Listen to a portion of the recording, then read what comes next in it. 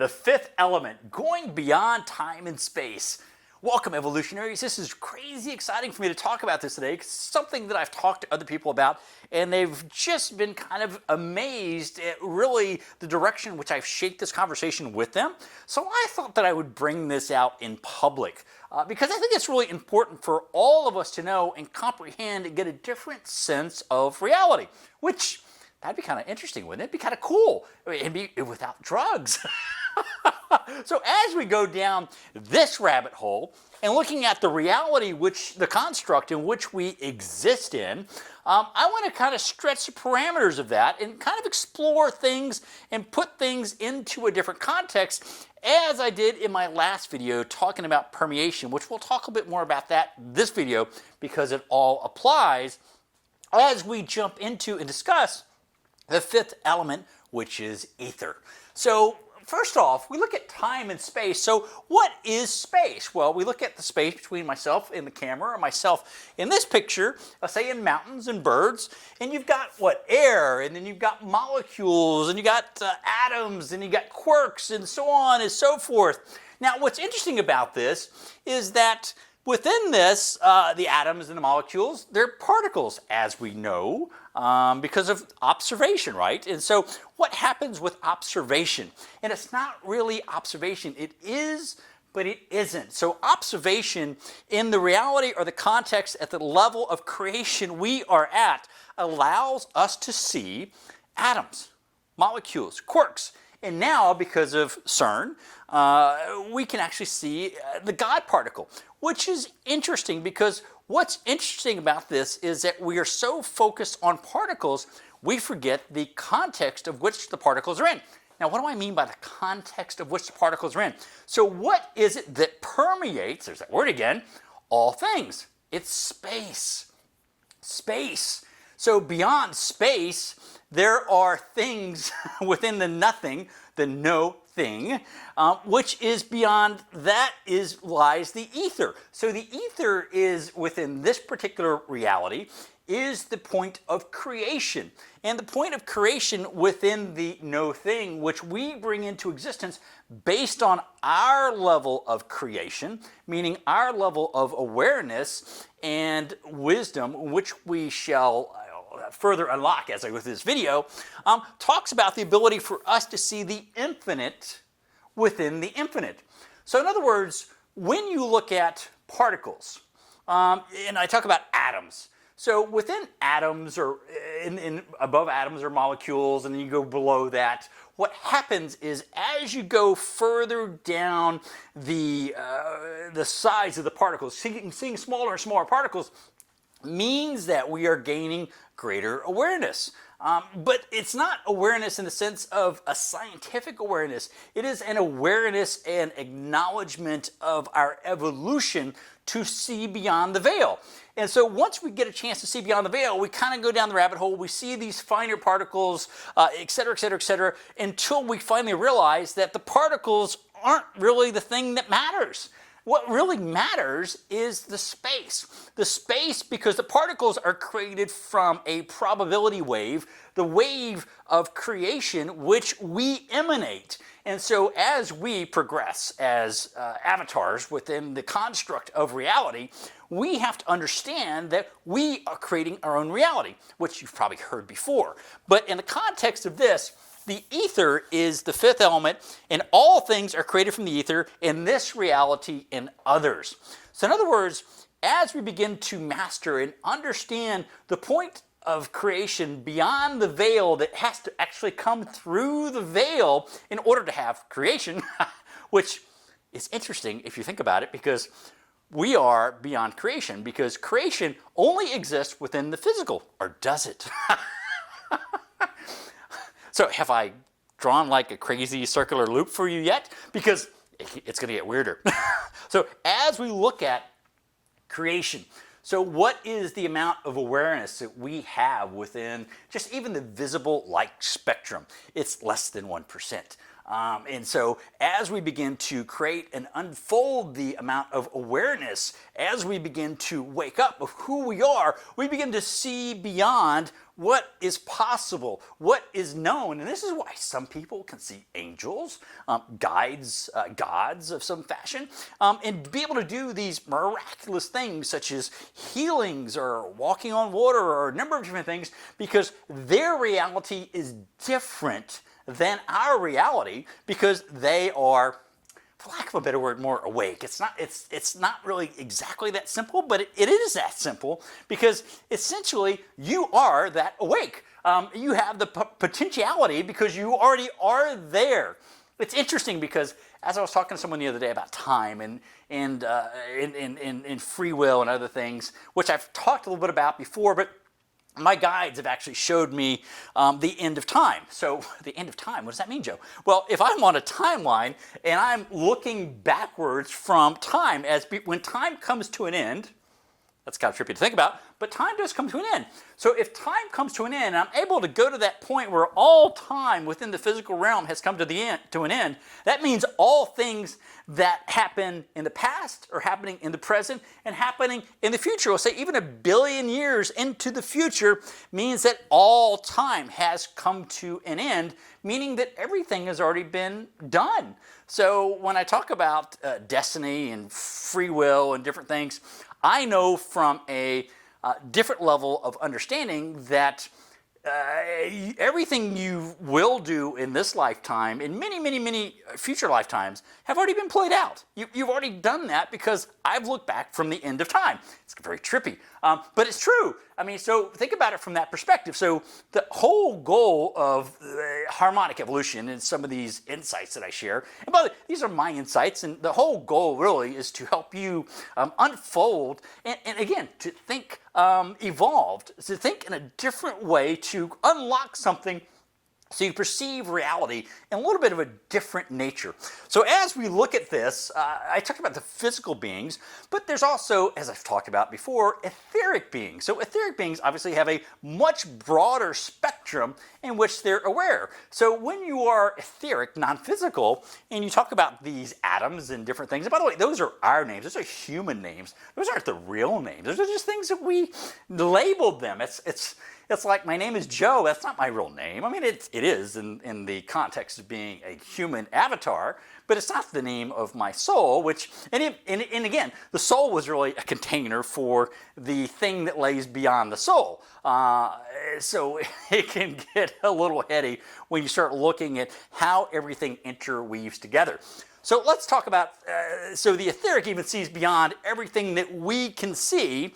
And so as we go beyond this, we begin to see and understand and know more things, which is really, really cool. So next, as we kind of go further down the rabbit hole, let's examine the exact same image, but from a perspective of time and space. So you've got this me, let's just say it's me, in the mountains in the future. So as we have the same space, you're going to have time. So what is time really? Time is nothing more than an experience. Because we live in an experienced reality, we are creating and having an experience for something more evolved than us in physical form, our spirit, our beyond the soul, that allows that essence, if you will, the essence beyond what is known, to evolve and understand things that it couldn't understand without being in the physical. So as we look at this in this time and space, what happens is, and what's important to understand is there is no time without space. That's kind of a play on words, but there is no time without space. So when you look at how all this is unfolding, one of my favorite quotes around this is by Elon Musk. Now, Elon Musk talks about there's 1 in billions of a chance that we are not in a base reality. So what does he mean by that? Well, in my last couple videos, I've talked about the matrix, but really being in a spiritual matrix, not a mechanical or technological matrix. So meaning that we are not in a reality that we think about, and everybody's already talked about that there are spaces between atoms, and everything is energy and this and that. But this is really going beyond that concept of everything is energy, because if you were to look at, we are the creators of this reality, of this fabric, or this tapestry, if you will, that we are existing in, which is really fun and fascinating to think about, because everything that is unfolding for us is that creative essence in which we are allowing it to unfold. Now, with that being said, I talked a few videos ago about imagination and how being and tying into the magi, the wisdom of the great one within, that really allows us to go beyond and manifest and create. Now, that's important to know and understand, because if we disallow that, if we shut the valve down,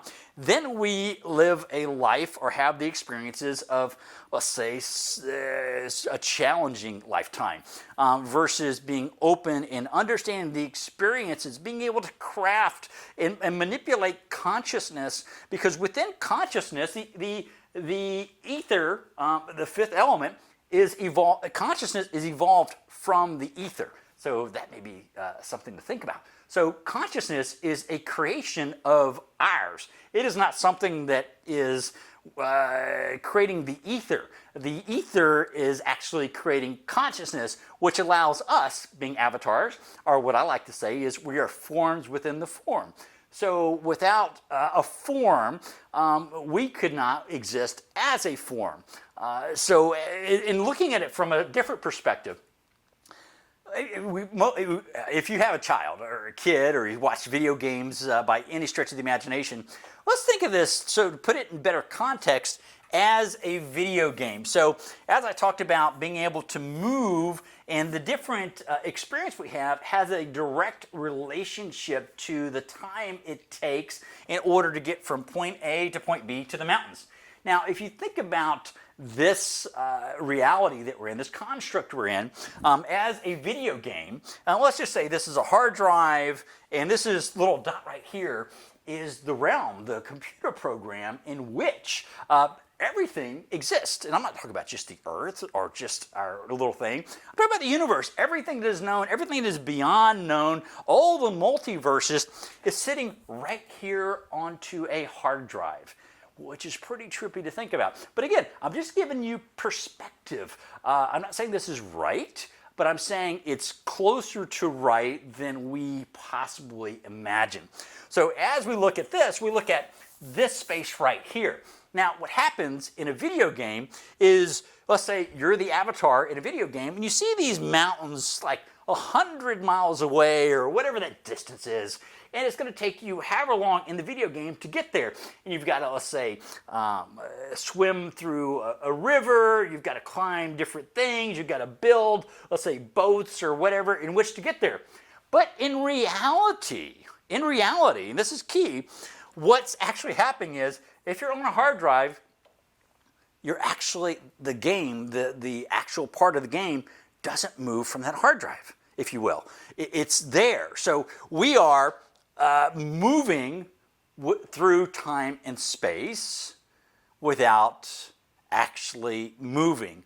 All of this is a creation that we have done to give the experience, the sensation, to activate our sensories around moving through space and creating this thing called time in order to give us an experience, which, as you go through this and understand how this relates, we, again, are the creators, and it allows us to access the different facets of how we create.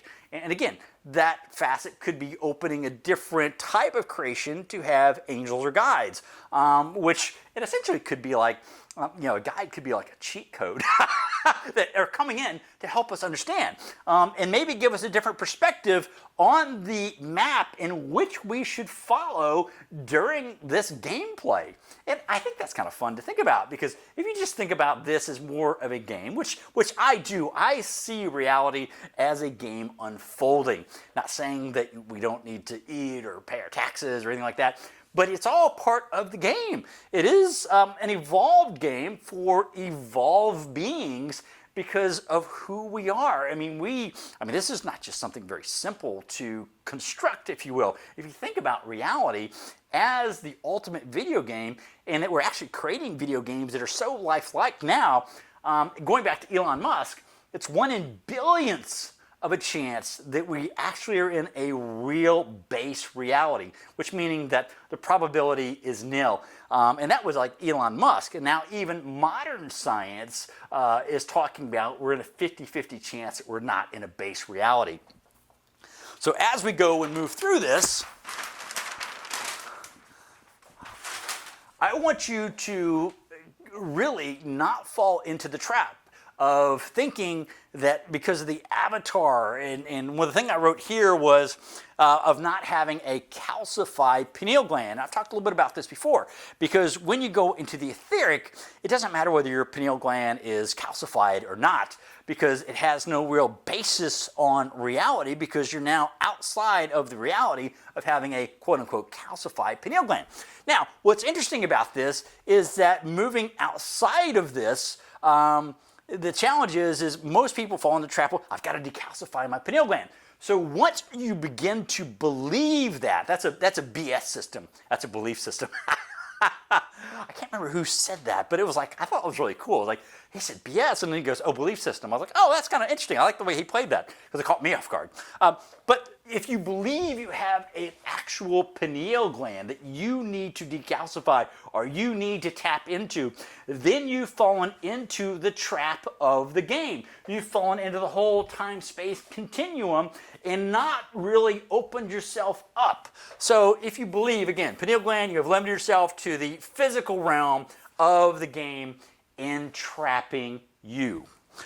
You are more than you could possibly imagine in the physical. You are more than the soul that you think you are inside the game. You are more than spirit. You are more, and it's really kind of trippy to even think about, because for most of us, it's beyond the scope of cognition, because we're trying to place things into a physical type of construct. Even when we think about thoughts or an atom or whatever it might be, even when I talk about etheric beings beyond the physical, we try to get our head wrapped around it and picture something in the physical. But what if there is no physical? Which there's not. But that's so my whole point in talking about this, to help you accelerate your discovery of who and what you are, beyond the scope of what even I can teach you, is the fact that there is no pineal gland.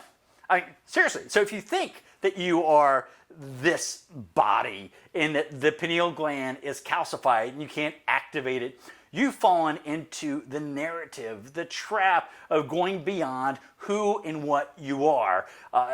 It's beyond what I can even describe using words, using human words. Probably the closest came from Sanskrit, which is a very ancient language, and most people tie Sanskrit to the Indian culture, but it's actually an Aryan language that was adopted by the Indians because it did have very what's the word I'm looking for? Cymatic, energetic effects in the way that the language was structured and was passed down. But the true Sanskrit, or the Sanskrit that is spoken now, is a derivation of what was actually the true Aryan language, going back different generations of beings here on Earth as we've kind of moved through the different like human 2.0, 3.0, 4.0. Oh, and if you're wondering, we are humans 6.0. Yeah, we're actually humans 6.0. Remember in The Matrix when they talked about, the architect talked about this other iterations of The Matrix? You know, it's amazing what they disclose in plain sight. So we are human 6.0. which is pretty exciting because that just means we are so evolved and we are moving closer to that evolutionary point in the game in which we win the game. And the whole point is winning the game, becoming and realizing who we are so that we know that we are beyond the scope of this game. Meaning, well, it just means that we are constantly evolving, and that's the whole harmonic. That is knowing that we are beyond or before creation. So we are actually before creation. That's pretty cool to think about, because if we're before creation, we're before the ending of time, because we exist outside of time and space. So as I talked about before, the word imagine. I love that word because it has the word magi in it, M-A-G-I, which is the ancient word for wise ones, the magicians, the ones that could manipulate consciousness. And that really gets into permeation, which I talked about last time, because once you become one with consciousness, and I'm talking about right now in the physical, you're actually able to maneuver and manipulate consciousness to a level that is beyond belief. And this is where Psychokinesis comes from, PK. This is where remote viewing taps into. You're tapping into things beyond time and space, because time and space does not really exist. And people talk about you can't travel faster than the speed of light. Well, again, if you believe that, you've fallen into the trap of the physical, because light, speed, except the speed of light, only exists within the construct of the physical. You are beyond the physical, playing in this realm as this avatar. So when you introduce a thought like, no, but nothing can go faster than the speed of light, that is not true. You can move and travel faster than the speed of light because, again, you're beyond the construct of time and space. You're beyond the construct of anything you could possibly imagine. It's just a matter of opening up, seeing beyond, which is, again, the very first thing my guides told me in the very beginning. And so it's more of just going and seeing things in a completely new way within the structure of this construct, and knowing that you have no limitations. The only limitations that you have are the ones you put on yourself. It's like I talked about doing etheric meditation and meditating within the etheric realm and trying to expand the boundaries. And once I realized, as I was trying to break through the boundaries and get to the other side of the boundary so I could go further, that I was the boundary, it opened up a whole new dynamic for me. So remember, anything that is introduced to you is potentially a trap. And explore even what I'm saying to you, because the whole goal is to go beyond the boundaries, because know that you are the one that created the boundaries of the game. I guess that's probably the easiest way for me to say what I'm trying to say, is going beyond what is beyond by knowing that you created the barriers to keep you from going beyond. And then once you realize that, you realize that, wow, if I go and try to go beyond, well, then what was before the beyond, and then before I realized in the beginning of the beginning of the beginning, because that's ultimately where we will end up at the end of the game in a million years or whatever time frame that is. But I'm just trying to help you short circuit and give you a cheat code to understand the basis of reality is there's no basis for reality other than what we've done to create this reality. Now that's exciting. So go beyond time and space. Think about permeation. How in the world can I be permeated with all things within this construct, if that's what you choose, within the ability, because what's going to happen is that when you understand permeation, you begin to manifest. You begin to do things that are beyond the scope of what a normal human can do. We call that magic with a K. And so as we go beyond that, I just wanted to introduce this to you. So because you are this infinite being beyond this construct, this game that we are in. And so I just wanted to give you something to noodle on over the holidays, because to me it's really exciting to contemplate. And you're like going, Joe, you mean Santa's not real? Well, that's a different story. So with that, I wish you all just a very happy holiday. I'm going down to my mom's in South Texas. I love you guys, and I just wish you the best. And feel free to ping me, because I know I probably made some head spin with this, talking about being in a video game and we're not in a base reality, how to break through, and then the fifth element being ether, which is what actually Nikola Tesla talked about. This is why Nikola Tesla was so great and a genius, because he tapped in beyond what was before creation, getting into the actual, let's say, instruction books of how to write creation. Isn't that wild to think about? So going back and reading the instruction books of how to create creation before creation was created, or even reading the book that was written to create the instruction book for creation. So it's an unfolding story, and I just wanted to let everyone know that you are totally unbound if you choose to be, and it's maybe challenging to get your head wrapped around, because sometimes it's hard for me to get my head wrapped around it, to be honest. But it's a something that we, as just these infinite beings within the infinite construct of the infinite construct of the infinite, need to unfold to move through the game. And I just want all you guys who are playing with me in this game to win. Let's win the game together. And this is like, anyway, so leave your comments, ask me questions, and I love you guys. Happy holidays, and just have a wonderful, wonderful, wonderful holiday as you ponder permeation and the fifth element of ether.